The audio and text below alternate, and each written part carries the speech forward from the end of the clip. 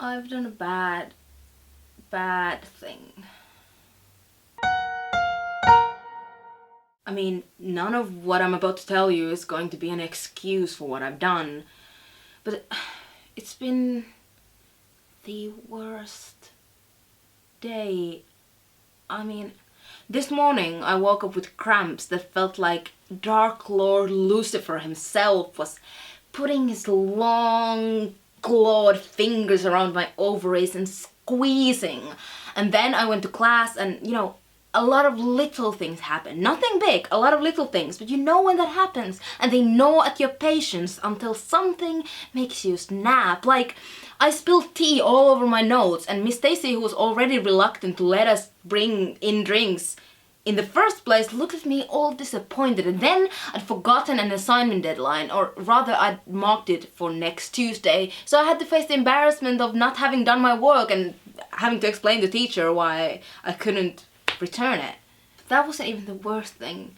Next up there was the chemistry class incident. I mean, we were doing an easy enough job, measuring a pH balance of a mixture or something. And this guy started messing around and I was just so done at that point. And I told my lab partner, Joseph, I snapped at him and I said, told him to just put the mixture he was messing around with into the freaking thing that we were making, and he just was scared of my tone and just did what I told him to without questioning it, and it just made this comical cartoon poof, and the fire alarm went off and the entire school was evacuated because of me.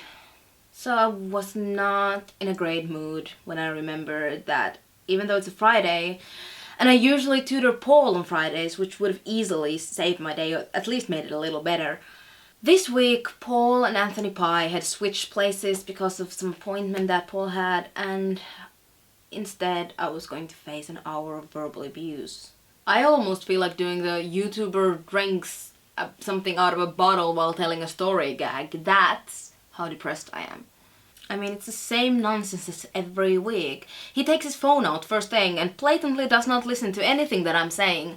And usually I just ask him questions about his material until he reluctantly replies, but not this week. I snapped my book closed and I said, "Your parents are paying money for these sessions because they want you to do better. Do you not care about that? Are you truly not ashamed that you're wasting their money and both of our times like this?" And he just looks at me and says, "Yes, exactly. My parents pay for these lessons. And you're here wasting your time because you need money since your fake dad died." I just stare at him for a moment. And then I calmly reach out my hand and say, "Give me your phone, Anthony." And he leans back on his chair, looks me dead in the eye and says, "Nah. Give me your phone. This is not a request," I repeat sternly, and he says, "Well, you know what I think of orders from the likes of you." And he spits on my outstretched hand. And the next thing I know, my spit-covered palm connects with his face. Hard. I mean, there was an echo hard, and then there's a stunned silence, and there's a look of shock on his face, and probably a look of shock on my face. And I get up so quickly that my chair falls over, and I gather up my books, and the next thing I know, I'm already well on my way home. You guys, I don't even know where to begin. I mean, yes, I was already in a bad mood, and yes, he disrespected me in a way that was a lot, even from him, and yes, a slap from someone my size probably didn't even leave a bruise on him. But I never, ever can accept physical assault. I mean, I've always believed that nurture and mutual communication are the ways to solve a conflict. And now I'm just ended up being a horrible hypocrite. I mean, how am I supposed to look Jane Anders in the eyes? I gave her a lecture about dropping students from the program, and now I've gone and slapped one of mine across the face. And I wanted to believe that I've changed for the better after, this certain incident. And I just don't know how to make this right.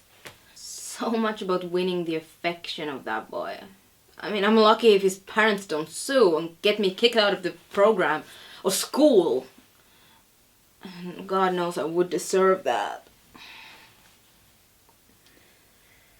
Jesus Christ.